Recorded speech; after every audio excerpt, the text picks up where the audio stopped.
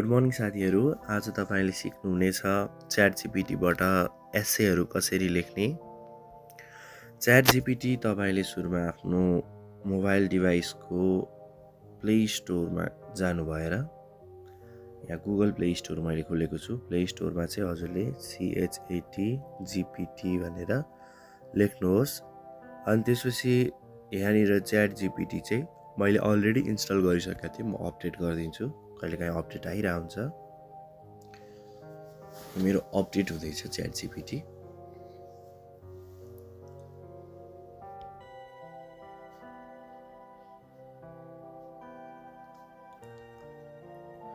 तपाईले देख्न सक्नुहुन्छ धेरैजनाले एकदम राम्रो रिभ्यू पनि दिनुभएको छ। एक दुईजना हुन्छ नेगेटिभ रिभ्यू दिने, अब उनीहरूलाई के कुरा मन परेन भनेर।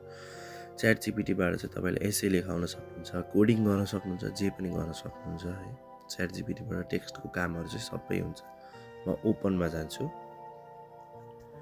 ChatGPTमा चाहिँ म ओपनमा गइसकेपछि ChatGPT 3.5 भनेर आउँछ। हजुरहरूको फर्स्ट टाइम ओपन गर्दाखेरि चाहिँ लगइन भनेर आउँछ। लगइन गर्नुपर्ने हुन्छ है।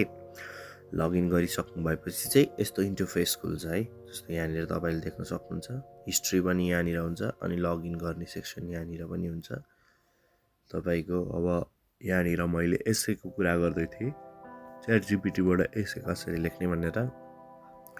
Right an essay about cow, गाईको बारेमा एसे लेख्नुहोस् भनेर। हेर्नुहोस् है, अब यति आयो। अब हजुरलाई write an essay about cow not less than 500 words भन्नु भने त्यो पनि आउँछ। Write an essay about cow not less than 500 words. अब गाईको बारेमा एसे आयो जुन 500 वर्डको हुन्छ। देख्नुभयो साथीहरू, यसलाई कति सजिलैसँग तपाईले एसे लेख्न सक्नुहुने रहेछ।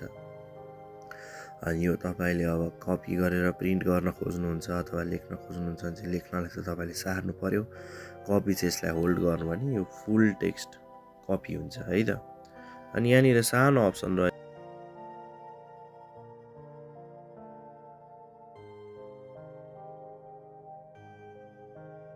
त्यसै तपाईको यहाँनिर म अब write an essay about our country Nepal in not less than 500 words including history of Nepal. त्यो पनि इम्पोर्टेन्ट छ भने चाहिँ अरू कुरा पनि थप्न मिल्यो। Sorry, including history of Nepal. ChatGPTबाट हेर्नुहोस् त कति मजाले नेपाल, चाइना, भारत यिनीहरूको सम्बन्ध, लिच्छिविकाल तपाईले कस्तो मजाले हेर्न सक्नुहुन्छ। सबै कुराहरू यहाँ आइसक्यो। अनि तपाईले मिड सेन्चुरीमा के भएको थियो, राजा त्रिभुवनले कसरी राजनैतिक क्रान्तिलाई चाहिँ कसरी सम्हाल्नु भएको थियो, प्रजातन्त्र कहिले आयो, 1990मा के भयो, 2006 मा के भयो, नेपाली कल्चरको बारेमा, यसको रुट अनि त्यसको रिलिजियनहरूको बारेमा, 21 सेन्चुरीमा के हुँदैछ, सबै कुरा यहाँनिर मजाले एसेमा आउँछ है त। अब तपाईको एसेमा चाहिँ कस्तो हुन्छ भन्दाखेरि write an essay about tourism in Nepal including financial details भनेपछि टुरिज्मले गर्दा नेपाललाई कस्तो आर्थिक फाइदा हुँदैछ त्यसको फाइनेन्सियल डिटेल्स सहित एसे लेख्नु in not less than 500 words.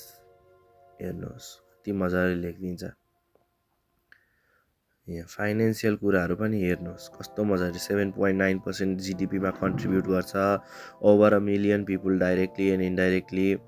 अनि जागिर पाएको छन्। अन्नपूर्ण बेस क्याम्पको ट्रेकिङले धेरै सहयोग गरेको छ। यो 7.9%मा युनेस्को वर्ल्ड हेरिटेज साइटहरू काठमाडौँमा, पशुपति, स्वयम्भूको इन्ट्रान्स फिजहरूले पनि कति मजाले हेल्प गरेको छ। नेपालको आर्थिक अवस्थाहरूमा इको फ्रेन्डली कुराहरू सबै कुरा गरेको छ।